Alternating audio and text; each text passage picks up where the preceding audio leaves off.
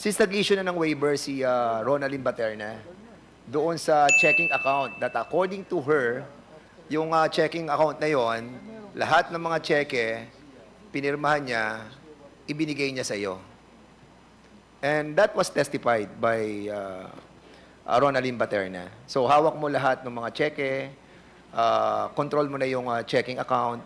So ang tanong ko sa iyo, millions of pesos entered that checking account. Kani-kanino mo inisyo ang mga checking ito? Okay, ulitin ko, Cassie. Simple lang to. Merong checking account si Ronaldin Baterna.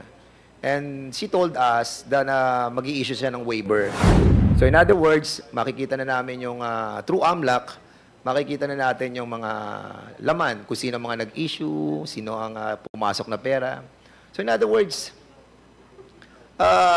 yung checking yon, ibinigay niya sa iyo, signed by her.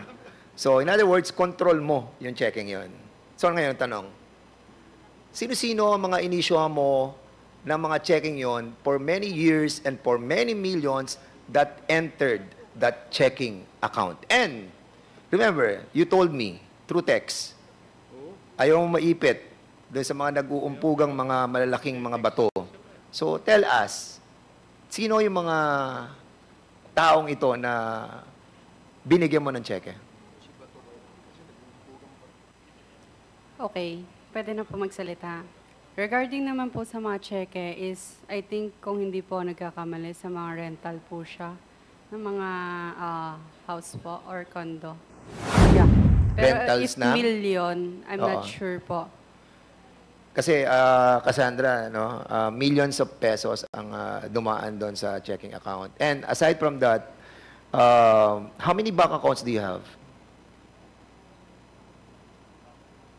Be truthful, Cassie. We'll double check it po. 10? You have 10 accounts? More than 10? Parang wala siya sa 10. Mga I'm not sure po eh. 8, 7, 6, I'm really sorry 5, po. 4. Hindi ko pa talaga siya Okay. sure. Wait. Kasi we will be able to find out because the waiver was signed. Ronaldin, were you able to sign the waiver?